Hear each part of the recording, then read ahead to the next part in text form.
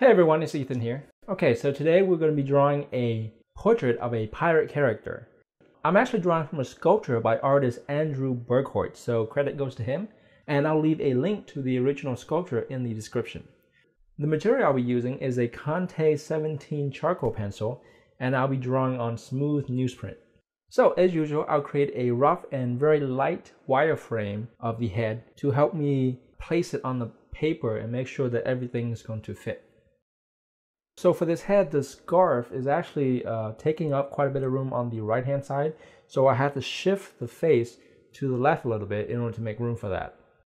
A lot of time I find it helpful to just mentally visualize the finished drawing on my paper so that I get a sense of where everything's going to go, and then I'll lightly create the scaffolding, and then once I have the light scaffolding, I'll go back in and add in the details.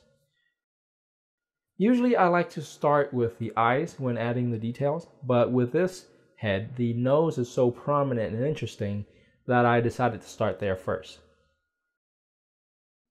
So one of the benefits of doing these kind of study is that, well, one, you get to practice your portrait drawing, but also you get to draw these really fun and interesting character types that you probably would never see in real life.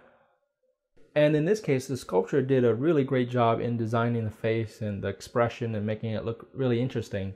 So while I'm drawing, I really want to internalize all that design sense and details that he added so that in the future I can add it to my other drawings if I want to. For example, I really like the way he shaped the smile, the crookedness of it, how there's one lone teeth pointing out, which adds character to the face. And I really like how the jaw and chin is really big and juts out. I think it balances the big nose really nicely. And the really thick, exaggerated arc of the eyebrow is really cool too. And the scarf around his neck create a nice framing and a good opportunity for us to vignette the drawing and let it fade out gradually. So these are little details that I'm going to try to store in my arsenal when doing character designs, so that this is not only a portrait study, but also a character design study. So once I'm done with the overall lay-in, I like to go back and clean up some of the lines so I can better judge what the drawing looks like.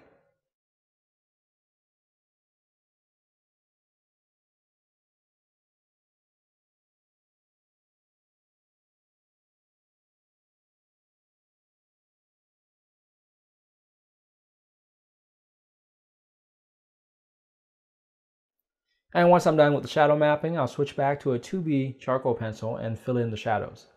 I find that the 2B gives me a smoother tone, and it feels nice on the hand because it's soft and it glides over the paper more easily.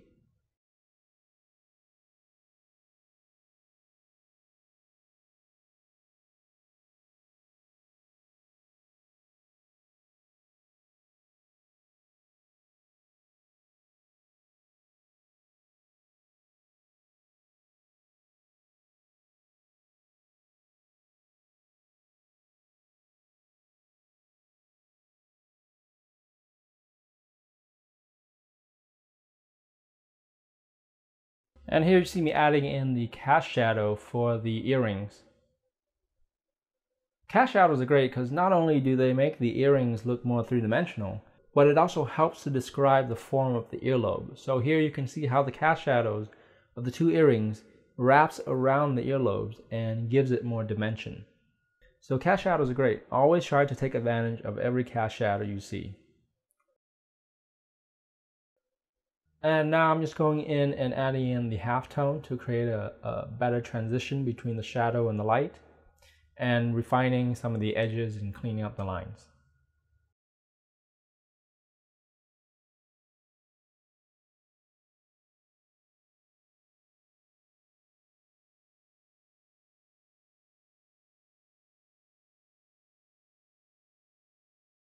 And that's it, we're all done.